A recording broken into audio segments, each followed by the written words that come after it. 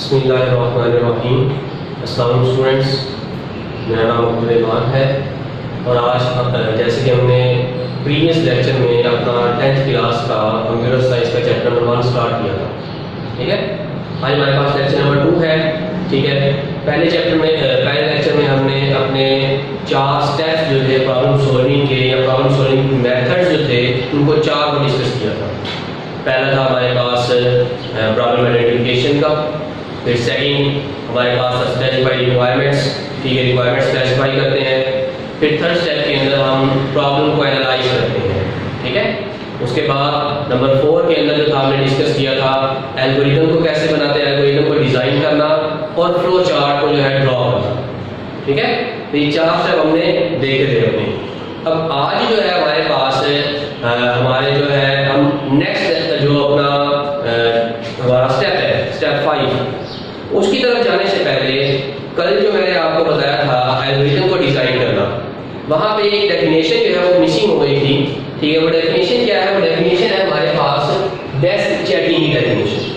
What is desk checking? ये इंतहाई important short question भी है, कई दफ़ा बोर्ड के पेपर्स में भी आ चुका है। ठीक है, तो एल्गोरिथम के अंदर डेस्क चेकिंग जो है ये बहुत ज़रूरी है।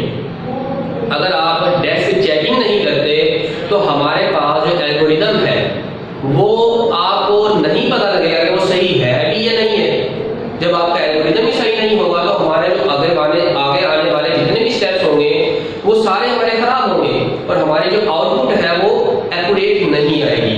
इस तरह से हमारा जो पूरा सॉफ्टवेयर है वो सारे का सारा जो उसके ऊपर हमारा टाइम भी वेस्ट होगा, हमारे रिसोर्सेज भी वेस्ट होंगे, हमारा पैसा भी वेस्ट होगा। ठीक है, उस कंपनी का नाम भी खराब होगा। ठीक है, तो डेस्क चेकिंग क्या है हमारे पास? डेस्क चेकिंग कहते हैं आप किसी भी एल्गोरिथम की जो वर्किंग है उसको केयरफुली ऑब्जर्व करें। Carefully working of an algorithm, observing the carefully working of an algorithm is called desk checking. ठीक है, ये डेफिनेशन लिखी हुई है, carefully observing the working of an algorithm, कि किसी भी एल्गोरिथम का जो काम करने का तरीका है, उसकी जो वर्किंग है, उसको आप बहुत ध्यान से बहुत मुशाहिदा करें उसका, आप उसके एक एक पहलू को ऊपर आप फोकस करें, उसको चेक करें कि आपका एल्गोरिथम आया सही बना है या नहीं बना। ठीक है, तो इस चीज को आप डेस्क चेकिंग कहते हैं। ठीक है, अब इसके बाद हम फिर मूव करते हैं अपने स्टेप 5 की तरफ, जो कि हमारे पास स्टेप 5 क्या है कि राइट द प्रोग्राम, यानी आपने प्रोग्राम को लिखना है, कोडिंग करनी है। जैसे मैंने आपको प्रीवियस लेक्चर में बताया कि हम 9th के अंदर जो यूजर थे, सॉफ्टवेयर को इस्तेमाल करने वाले थे। 10th के अंदर अब हम प्रोग्रामर हैं, हमने खुद सॉफ्टवेयर को या प्रोग्राम को बनाना है, लिखना है, उसकी कोडिंग करनी है। ठीक है, तो कोडिंग कहते हैं इसी चीज को। कोडिंग कहते हैं आप किसी प्रोग्राम में जो इंस्ट्रक्शन लिखते हैं उन इंस्ट्रक्शंस को आप या कोडिंग का नाम देते हैं। इसके लिए एक और टर्म यूज की जाती है एलओसी। एलओसी यहाँ पे लाइन ऑफ कोड, इसको ये भी कहते हैं। एलओसी से बाद लाइन ऑफ कोड है यहाँ पे। ठीक है, यानी ये जो आप प्रोग्राम के इंस्ट्रक्शन लिखते हैं इनको आप कोडिंग भी कह देते हैं, एलओसी लाइन ऑफ कोड भी कहते हैं इनको आप। ठीक है, तो आपका जो प्रोग्राम लिखने का मेथड है, इससे पहले प्रोग्राम की डेफिनेशन हमें क्लियर होनी चाहिए कि आपने 9th में भी काफी दफा डिस्कस की है, हमने चैप्टर 1 के अंदर भी डिस्कस की, सेकंड चैप्टर के अंदर भी प्रोग्राम की डेफिनेशन आई। ठीक है, तो यहाँ पे अगेन एक नजर डाल है प्रोग्राम की डेफिनेशन क्या होती है हमारे पास कि सेट ऑफ इंस्ट्रक्शंस होता है हमारा प्रोग्राम। ठीक है, यानी हदायत का मजमूआ होता है। ठीक है, गिवन टू कंप्यूटर, जिसको हम कंप्यूटर को देते हैं, किस लिए? टू सोल्व अ प्रॉब्लम या to solve a particular problem, किसी खास प्रॉब्लम को हल करने के लिए या किसी प्रॉब्लम को सोल्व करने के लिए जो आप हदायत का मजमूआ है, सेट ऑफ इंस्ट्रक्शन जो कंप्यूटर को दे रहे हैं आप, इस चीज को आप प्रोग्राम कहते हैं। डेफिनेशन लिखी हुई है यहाँ पे, program set of instruction given to a computer to solve a problem. आप प्रॉब्लम या आप पर्टिकुलर प्रॉब्लम दोनों आप कर सकते हैं। ठीक है, ये प्रोग्राम है हमारा। यानी अब यहाँ पे हमें क्या करना है, स्टेप 5 के अंदर राइट द प्रोग्राम, हमने इंस्ट्रक्शन लिखनी है। यानी जो प्रॉब्लम हमारे पास आई है, जो सॉफ्टवेयर बनने के लिए आया है हमारे पास, उसको बनाने के लिए उसके बैकएंड पे हम काम करेंगे ना पीछे।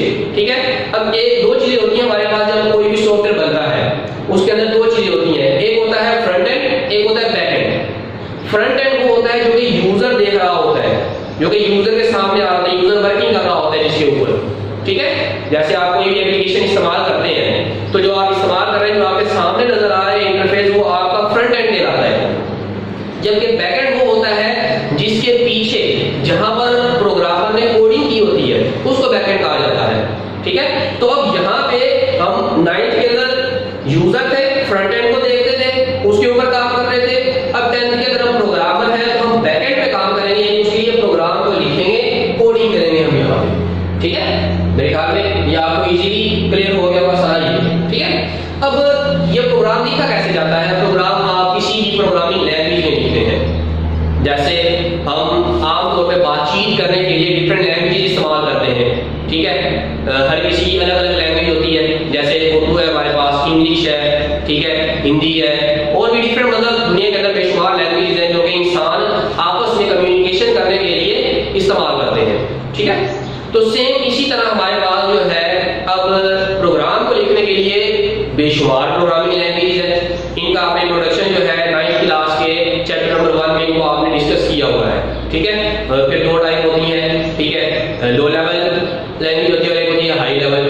अब यहाँ पे हमारा जो ज्यादातर काम होता है, जो हम कोडिंग करते हैं, वो हम हाई लेवल लैंग्वेज में करते हैं, क्योंकि ह्यूमन इसी अंडरस्टैंड करता है ना हाई लेवल लैंग्वेज को। ठीक है, तो इसका मजीद जो बाकी टॉपिक है इंशाल्लाह हम सेकंड चैप्टर के अंदर जब मजीद डिटेल के साथ इसको डिस्कस करेंगे। ठीक है, अब जब आप किसी भी प्रोग्रामिंग लैंग्वेज के अंदर प्रोग्राम को लिखते हैं तो प्रोग्राम को लिखने के लिए कुछ रूल्स होते हैं, कुछ रेगुलेशन होती हैं। जैसे अगर हमने उर्दू बोलनी है तो उर्दू के कुछ कायदे ज़वाबित हम बोलने के लिए, अगर आप उन कायदे ज़वाबित को फॉलो नहीं करेंगे तो आप सही तरह से उर्दू नहीं बोल पाएंगे, या सामने वाले को आपकी उर्दू जो है समझ नहीं आएगी। इसी तरह जब हम इंग्लिश बोलते हैं तो इंग्लिश बोलने के लिए कुछ उसके ग्रामर के रूल्स होते हैं जिनको हमें फॉलो करना पड़ता है। अगर आप उन रूल्स को फॉलो नहीं करेंगे तो आपका जो सेंटेंस है वो गलत हो जाएगा, या आगे वाले को समझ नहीं आएगी, या आपको खुद को समझ नहीं आएगी कि कहना क्या चाह रहा है। ठीक है, तो सेम इसी तरह हमारे पास जब आप कोडिंग कर रहे होते हैं, प्रोग्राम को लिख रहे होते हैं, तो हमारे पास प्रोग्राम को लिखने के लिए कुछ रूल्स एंड रेगुलेशन होते हैं, कुछ ग्रामेटिकल रूल्स होते हैं किसी भी प्रोग्रामिंग लैंग्वेज के, जिनके अंदर आप प्रोग्राम को लिख रहे होते हैं। उन ग्रामेटिकल रूल्स को आप सिंटैक्स का नाम देते हैं। ये भी इंपॉर्टेंट शॉर्ट क्वेश्चन है आपका। ठीक है, तो व्हाट इज सिंटैक्स? सिंटैक्स क्या होता है? Grammatical rules to write a program, के प्रोग्राम को लिखने के लिए वो ग्रामर के असूल, वो ग्रामेटिकल रूल्स जो है इन एनी प्रोग्रामिंग लैंग्वेज, किसी भी प्रोग्रामिंग लैंग्वेज के जो ग्रामेटिकल रूल्स है उनको आप सिंटैक्स का नाम देते हैं। ठीक है, ये हमारे पास है यहाँ पे, ये हमारा जो स्टेप है राइट अ प्रोग्राम, ये यहाँ पे कंप्लीट होता है। ठीक है, उसके बाद हमारे पास है नेक्स्ट स्टेप नंबर 6। जब आपने प्रोग्राम को लिख लिया तो हमारे पास नेक्स्ट स्टेप होता है कि आपने प्रोग्राम को टेस्ट करना है। ठीक है, और डीबग करना है। तो हमारा जो स्टेप 6 है, test and debug the program, ये हमारे पास जो है 6 स्टेप है। यानी अब जब हमने प्रोग्राम को लिख लिया, बना लिया हमने अपना प्रोग्राम, हमने कोडिंग कर ली, यहाँ पे 2 चीजें हैं। एक तो है टेस्ट, ये टेस्ट है, टेस्ट करना है उसको, आपने आया कि उसको आपने चेक करना है कि आपने जो प्रोग्राम लिखा है, जो आपने लाइन ऑफ कोड लिखी है वो सही भी है या नहीं है। आपने उसके ऊपर डिफरेंट किस्म का जो डाटा है वो उसको पास करवाना है, उसको एग्जीक्यूट करवाना है कि आया कि ये डिफरेंट डाटे के ऊपर ये डिफरेंट रिजल्ट हमें दे रहा है। अगर तो ये हमें जो है प्रॉपर हर डाटे के ऊपर, डिफरेंट डाटे के ऊपर ये हमें डिफरेंट रिजल्ट दे रहा है, तो हमारा जो टेस्ट है वो ठीक है, यानी हमारा जो प्रोग्राम है वो ठीक वर्किंग कर रहा है। ये तो हो गई टेस्टिंग यहाँ पे। ठीक है, फिर यहाँ पे डीबग। डीबग से पहले जो हमारे पास एक टर्म होती है बग। डीबग से पहले यहाँ पे एक है बग। बग बग कहते हैं किसी भी एरर को, किसी भी मिस्टेक को जो हमारी प्रोग्राम के अंदर होगी उसको हम बग कहते हैं। बग का दूसरा नाम जो है एरर भी है, ये आपका एमसीक्यू भी है। ठीक है, कि error is also known as dash bug. ठीक है, बग जो है हमारे पास कोई भी मिस्टेक जो आपके प्रोग्राम के अंदर होगी उसको आप बग कहेंगे। ठीक है, डीबग कहते हैं वो प्रोसेस जिसके अंदर हमने इस बग को या इस एरर को फाइंड करना है और फिर इसको रिमूव करना है। डीबग जो है ये आपका बहुत इंपॉर्टेंट शॉर्ट क्वेश्चन है। What is debugging? डीबगिंग क्या होता है? तो डीबगिंग हमारे पास वो process, the process in which we finding and removing the errors या बग्स। ठीक है, कि किसी भी प्रोग्राम के अंदर जो एरर्स हैं या बग्स हैं उनको आप पहले फाइंड करेंगे, फिर उनको रिमूव करेंगे। तो इस प्रोसेस को आप जो है डीबग या डीबगिंग कहते हैं इसको आप, ठीक है। ये हमारे पास है डीबग, आई थिंक आपको क्लियर हो गया होगा इसका, ठीक है। तो हमने इस टाइम में ये करना होता है कि test and debug the program, ठीक है। अब यहाँ पे हमारे पास जो है ये जो एरर है, यहाँ पे एरर्स की 3 टाइप्स होती हैं हमारे पास, ठीक है। ये आपका बहुत ही इंपॉर्टेंट लॉन्ग क्वेश्चन है, कई दफा बोर्ड के पेपर्स में आ चुका है ये, ठीक है। इससे पहले मैंने आपको बताया था कि हमारे पास ये प्रॉब्लम सॉल्विंग स्टेप्स का ये भी लॉन्ग क्वेश्चन था हमारे पास, एक इंपॉर्टेंट लॉन्ग क्वेश्चन है ये। पहला लॉन्ग क्वेश्चन ये था, ठीक है। अब सेकंड लॉन्ग क्वेश्चन हमारे पास है यहाँ पे एरर्स की टाइप्स।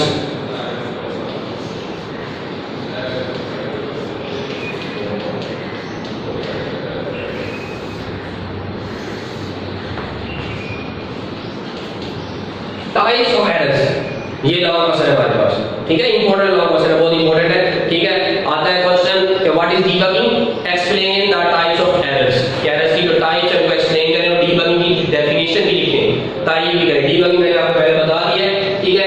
अब चलते हैं टाइप्स ऑफ एरर की तरफ, ठीक है। अब यहाँ पे हमारे पास जो है टाइप जो एरर की वो 3 होती है बेसिकली। पहला है हमारे पास जो एरर है वो होता है सिंटैक्स एरर, एक होता है सिंटैक्स एरर, फिर होता है रन टाइम एरर, ये सेकंड उसकी टाइप है। फिर एक होता है हमारे पास थर्ड जो है वो है लॉजिकल एरर, ठीक है। तो ये 3 टाइप्स है हमारे पास एरर्स की। अब इनको जो है हम फर्दर डिस्कस करते हैं मजीद, ठीक है। अलग अलग ये हर एक अलग अलग शॉर्ट क्वेश्चन भी है आपका, what is syntax error, what is run time error, what is logical error, ठीक है। तो सबसे पहले सिंटैक्स एरर की तरफ चलते हैं। सिंटैक्स जैसे मैंने भी आपको यहाँ पे इसकी डेफिनेशन बताई सिंटैक्स की कि ग्रामेटिकल रूल्स, एरर मैंने बताया कोई भी मिस्टेक, गलती, ठीक है। यानी जब प्रोग्रामर जो है प्रोग्राम को लिखते हुए प्रोग्रामिंग लैंग्वेज का कोई रूल मिस करेगा, उस रूल की खिलाफवर्जी करेगा, तो तब हमारे पास जो एरर वाकई होगा सिंटैक्स एरर, ठीक है। अगेन रिपीट करता हूं कि जब प्रोग्रामर प्रोग्रामिंग लैंग्वेज के अंदर प्रोग्राम को लिखते हुए उस प्रोग्रामिंग लैंग्वेज के सिंटैक्स के अंदर ग्रामर के रूल के अंदर जब मिस्टेक करेगा, उसके रूल को जो है अनफॉलो करेगा, तो उस वक्त जो एरर आएगा हमारे पास उसको सिंटैक्स एरर कहेंगे, ठीक है। अब इसकी एग्जांपल मैं इनको देता हूं, जैसे कि मेरे पास जो है ये एक स्टेटमेंट है प्रिंट, ये प्रिंट करने के लिए इस्तेमाल होती है प्रोग्रामिंग लैंग्वेज के अंदर, ठीक है। आगे चल के सेकंड चैप्टर के अंदर जो है इसको डिस्कस भी किया जाएगा, ठीक है। अब ये स्टेटमेंट है प्रिंट, ये सिंटैक्स है, ये एज इट इज इसी तरह आना चाहिए। अब मैंने या प्रोग्रामर ने इसको लिखते हुए मिस्टेक कर दी,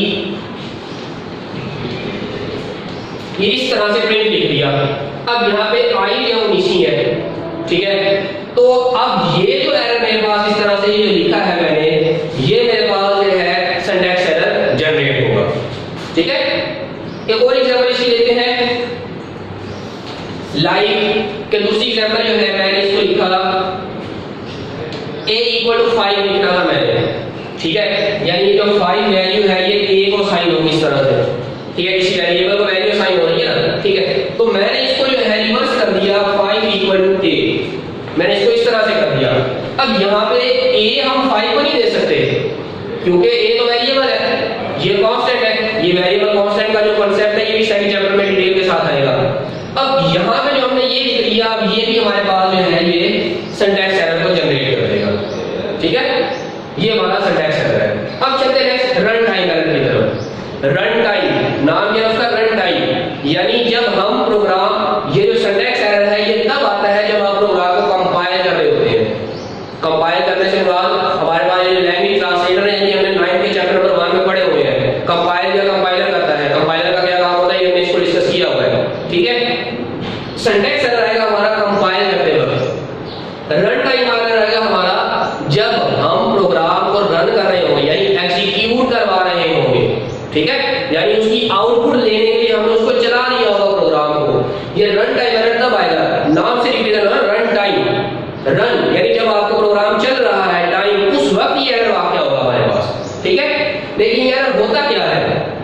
आपका रन टाइम एरर तब आता है जब आप कंप्यूटर को कोई भी इलीगल ऑपरेशन परफॉर्म करने का कहते हैं, ठीक है, इलीगल यानी कि जो कि गैर कानूनी कोई ऑपरेशन हो, ठीक है, जैसे मैथमेटिकली रूल्स के मुताबिक जो है वो ऑपरेशन इलीगली हो, ठीक है। जैसे मैं यहाँ पे एग्जांपल देता हूँ कि मैं किसी नंबर को 5 को डिवाइड करता हूँ 0 के साथ।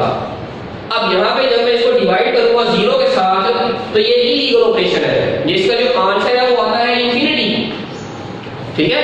तो ये इस तरह से जो जब आप इलीगल ऑपरेशन परफॉर्म करने का कहेंगे कंप्यूटर को, तो तब जो आपका एरर जनरेट होगा वो होगा रन टाइम एरर। और ये रन टाइम एरर कब आएगा? ये जब आप प्रोग्राम को एग्जीक्यूट कर रहे होंगे ये तब जनरेट होगा। सिंटैक्स एरर कब आएगा? जब आप प्रोग्राम को कंपाइल कर रहे होंगे ये तब एरर आएगा हमारे पास। अब नेक्स्ट है हमारे पास लास्ट है लॉजिकल एरर। ये लॉजिकल एरर हमारे पास ये सबसे डिफिकल्ट एरर होता है। ये आपका शॉर्ट क्वेश्चन भी है, ठीक है, एमसीक्यू भी है कि what which is the most difficult error, सबसे डिफिकल्ट एरर कौन सा होता है? तो लॉजिकल एरर सबसे डिफिकल्ट एरर होता है। उसकी रीजन क्या है? उसकी रीजन ये होती है कि इसको जो है आपका ना कंपाइलर डिटेक्ट करता है, ना ट्रांसलेटर डिटेक्ट करता है, ना इंटरप्रेटर डिटेक्ट करता है। इसको जो है आप डिटेक्ट ही नहीं कर सकते। ये आपका प्रोग्राम को चला देगा, आंसर भी दे देगा, लेकिन इसका आपको पता तब लगेगा कि आपका एरर कहाँ है। आपको पता तब लगेगा जब इसका रिजल्ट आपको गलत मिलेगा, ठीक है। तो ये आपका लॉजिकल एरर होता क्या है? वो एरर जो कि आपके पुअर लॉजिक की वजह से या प्रोग्रामर के पुअर लॉजिक की वजह से जो है जनरेट हो, ठीक है, इसको आप लॉजिकल एरर कहते हैं। लाइक इसकी एग्जांपल ये देते हैं कि मैंने यहाँ पे प्रोग्राम के अंदर लिखा था 2 + 3। मैंने ये लिखा था प्रोग्राम के अंदर, जब मैं कोडिंग कर रहा था तो मैंने ये लिखा था 2 + 3, ठीक है। अब इसका जो रिजल्ट आता है वो मुझे 5 मिलना चाहिए था, ठीक है। मैंने क्या किया कि प्रोग्राम के अंदर 2 + 3 की बजाय 2 + 7 लिख दिया। मिसिंग हो गया ना, इंसान है तो गलती हो जाती है, ठीक है। 3 की बजाय मुझसे 7 का बटन दब गया। अब जब मेरे पास जो रिजल्ट आएगा वो मेरे पास आएगा 9, ठीक है। अब यहाँ पे इसको ना तो कंपाइलर ने डिटेक्ट करना है, ना इंटरप्रेटर ने डिटेक्ट करना है, किसी भी ट्रांसलेटर ने इसको डिटेक्ट नहीं करना।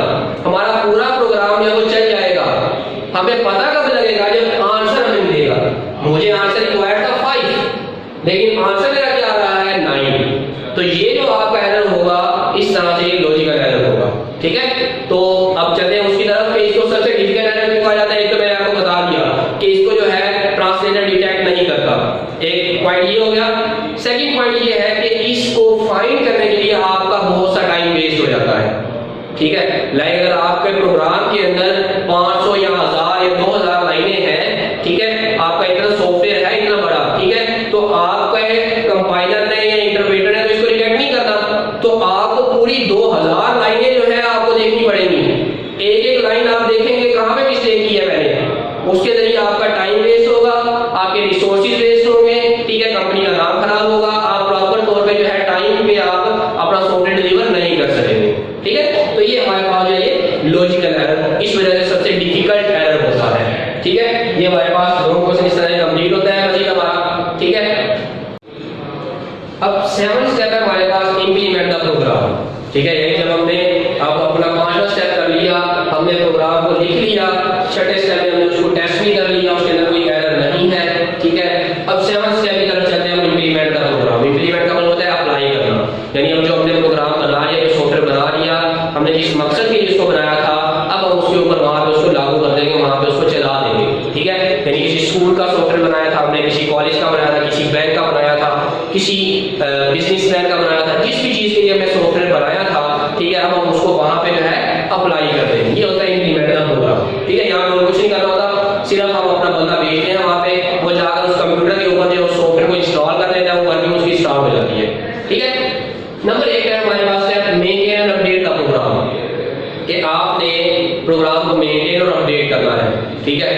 मेंटेन से मुराद है कि कोई भी वहां पे अगर कोई मसला आ गया है, कोई एरर जो है, कोई मसला जनरेट हो रहा है जब आपने इंप्लीमेंट किया है, तो आप उसको जब वक्त हम चेक करते रहते हैं ना, हमारा प्रोग्राम ने सॉफ्टवेयर बना के दिया है ना, ठीक है, तो वक्त उसको चेक करते रहते हैं कि कोई कहीं पर उनको कोई मिस्टेक तो नहीं है, कोई मसला तो नहीं है, ठीक है। अगर कोई इशू होता है तो फिर हम उसको सोल्व करते हैं। इस चीज को आप कहते हैं मेंटेन करना, ठीक है।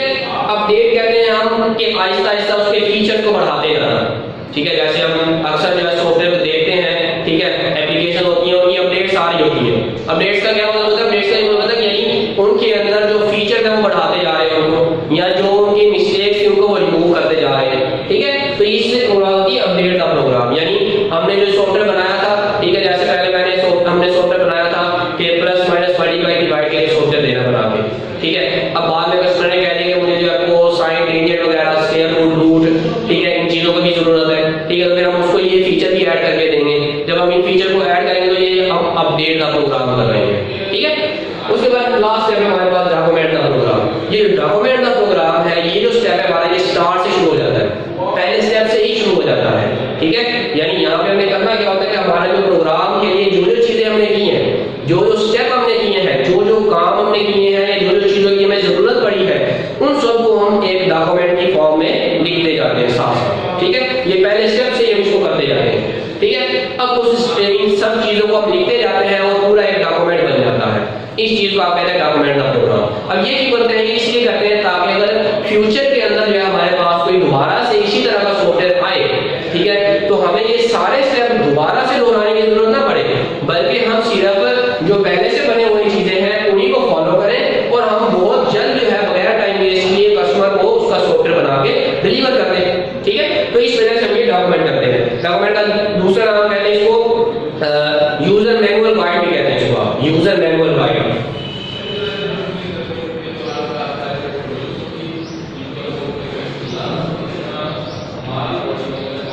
यूजर मैनुअल गाइड यानी ये गाइड कर रहा होता है। इसके अलावा मतलब कि अगर यूजर को इस्तेमाल नहीं कर रहा प्रोग्राम, ठीक है, तो फिर इसके जरिए यूजर देखता है कि कैसे कैसे उसने इस्तेमाल करना है, कैसे उसने एक्शन परफॉर्म करने हैं, ठीक है। तो उसकी मदद से, इसकी मदद से जो है हमारे पास डॉक्यूमेंट की मदद से जो है वो यूजर आसानी से उसको वर्किंग को सीख सकता है, ठीक है। तो ये थे हमारे पास